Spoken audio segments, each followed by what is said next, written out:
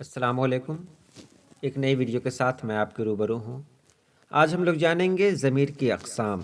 ज़मीर को अंग्रेज़ी में प्रोनाउन कहते हैं और हिंदी में इसे सर्वनाम कहते हैं। नहायत आसान तरीके से हम लोग समझेंगे।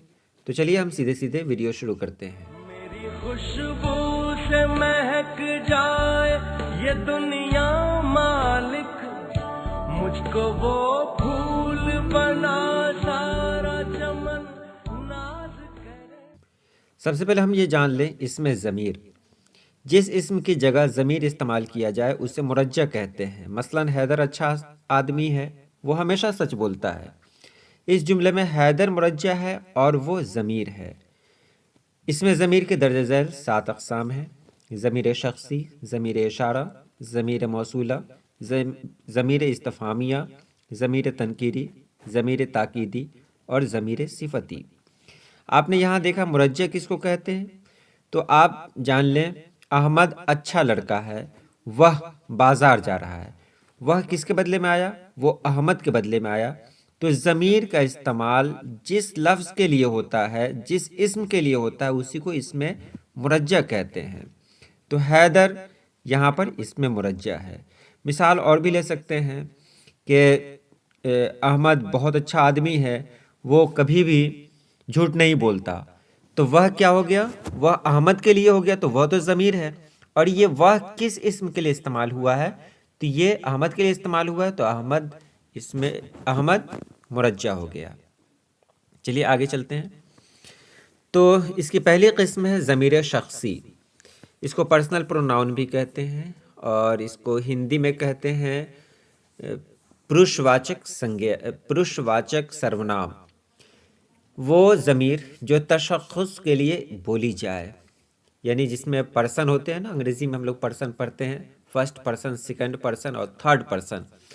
बस यही है यहाँ। ज़मीर मुतकल्लिम जिसको फर्स्ट पर्सन कहा जाता है, जो ज़मीर बोलने वाला अपने लिए इस्तेमाल करे, जैसे मैं, मेरा, मुझे, हम, हमारा, ये फर्स्ट पर्सन। जैसे मैं ये सिंगुलर है यानी वाहिद है, और हम ये प्लूरल है यानी जमा है। इसी तरह सेकंड पर्सन को कहेंगे ज़मीर हाजिर या मुखातिब, जो ज़मीर मुखातिब या सामने मौजूद शख्स के लिए इस्तेमाल की जाए, जिसको अंग्रेज़ी में सेकंड पर्सन कहते हैं। जैसे तू, तुम, आप, तुम्हारा, तुम्हें। और ज़मीर गायब जिसको अंग्रेज़ी में थर्ड पर्सन कहते हैं, वो ज़मीर जो गायब या गैर मौजूद शख्स के बारे में इस्तेमाल हो, जैसे वह, इस, उन, इन्हें, उन्होंने वगैरह। तो ये आपने जान लिया ज़मीर शख्सी को पर्सन कहते हैं अंग्रेज़ी में, फर्स्ट पर्सन, सेकंड पर्सन और थर्ड पर्सन। अब दूसरा है ज़मीर इशारा, जो ज़मीर किसी शख्स या चीज़ की तरफ इशारा करे, जैसे यह, वो, यही, वही, इसी, यानी जिसमें इशारा की बात होती है उसको ज़मीर इशारा कहते हैं। तीसरे नंबर पे है ज़मीर मौसूला। मौसूल तो आप जानते ही हैं, रिसीव करना। वो ज़मीर है कि जब तक उसके साथ पूरा जुमला न लगाया जाए मतलब समझ नहीं आता।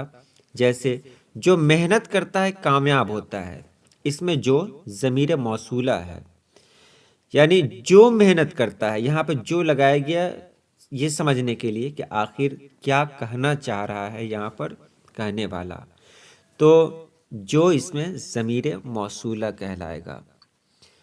उसके बाद यहाँ देखें चौथे नंबर पे है ज़मीर इस्तफ़ामिया।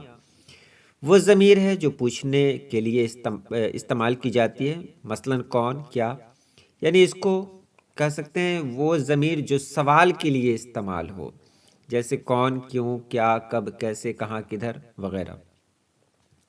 ज़मीर तनकीरी, ये ज़मीर गैर मुअय्यन अशख़ास के लिए इस्तेमाल होती है, जैसे कुछ, कोई, किसी वगैरह, यानी जिसमें मुअय्यन नहीं हो, फिक्स नहीं हो, कितने लोग हैं, कितने आदमी हैं, तो उसे ज़मीर तनकीरी कहते हैं। ज़मीर ताकीदी छठे नंबर में है। किसी शख्सी ज़मीर की निस्बत ताकीद के लिए इस्तेमाल होती है।